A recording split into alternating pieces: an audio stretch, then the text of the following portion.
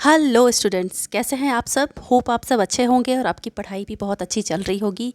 तो बीपीएससी ने ऑफिशियली रूप से शिक्षक बहाली का नोटिफिकेशन आउट कर दिया है, जो कि कुल 1,70,461 पदों के लिए है, जो कि अपने आप में बहुत बड़ी वैकेंसी है।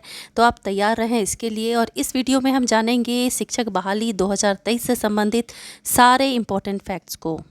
तो चलिए स्टार्ट करते हैं। सबसे पहले आप ये जान लीजिए कि इसके आवेदन की तिथि क्या है। तो इसकी आवेदन की तिथि है 15 जून 2023 से 12 जुलाई 2023 तक। तो काफ़ी समय है आपके पास।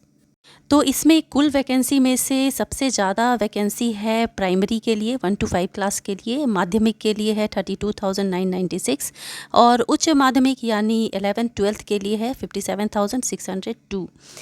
तो यहाँ ये तो आप समझ गए। अब देख लेते हैं कि एलिजिबिलिटी क्या है, मतलब शिक्षक बहाली 2023 के फॉर्म भरने के लिए एक व्यक्ति के पास क्या क्या योग्यता होनी चाहिए। तो इसमें देखिए पहला योग्यता क्या क्या।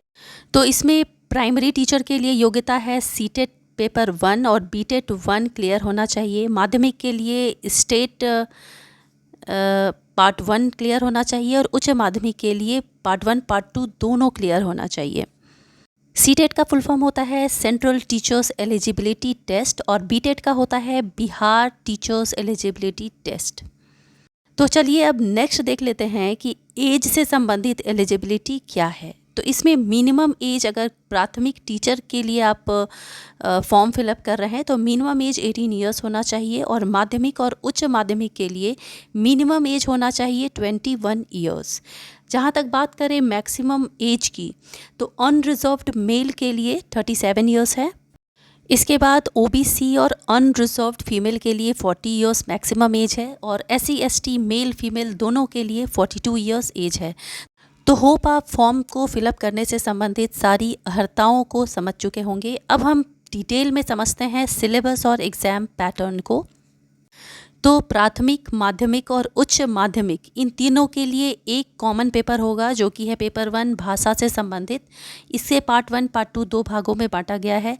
पार्ट 1 में इंग्लिश होगा जो कि 25 मार्क्स का होगा और पार्ट 2 होगा जिसमें चॉइस होगा हिंदी, उर्दू और बांग्ला। तो ये 75 मार्क्स का होगा और दोनों को मिलाकर आपको 30% मार्क्स लाना अनिवार्य है और ये क्वालिफाइंग इन नेचर है, ये फाइनल मार्क्स में आपका ऐड नहीं होगा। तो इंग्लिश से घबराए नहीं, ये 25 मार्क्स का ही है और हिंदी, उर्दू, बांग्ला 75 मार्क्स का है। तो दोनों मिलाकर आपको 30% मार्क्स लाना अनिवार्य है। तो चलिए देख लेते हैं अब कि प्राथमिक सिलेबस क्या है। चलिए सबसे पहले इसमें देखते हैं सब्जेक्ट। तो सब्जेक्ट है जनरल स्टडीज़। इसमें नंबर ऑफ क्वेश्चंस 120 होंगे और टोटल मार्क्स भी 120 ही होगा।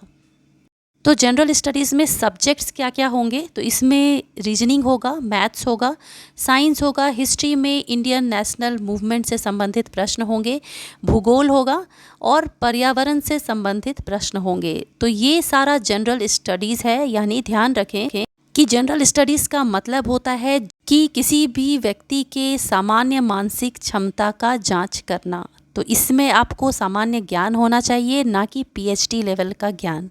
चलिए अब देख लेते हैं माध्यमिक और उच्च माध्यमिक का सिलेबस क्या है। तो इसमें माध्यमिक और उच्च माध्यमिक का सिलेबस सेम है, यानी सब्जेक्ट प्लस जनरल स्टडीज़। ये भी टोटल 120 मार्क्स का होगा।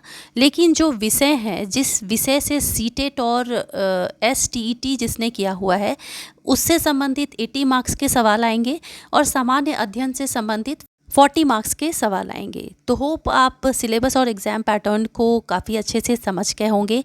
हमेशा ध्यान रखें कि ये सिलेबस बड़ा तो है, कठिन तो है, पर असंभव नहीं है। तो आप मन लगाकर पढ़ते रहें।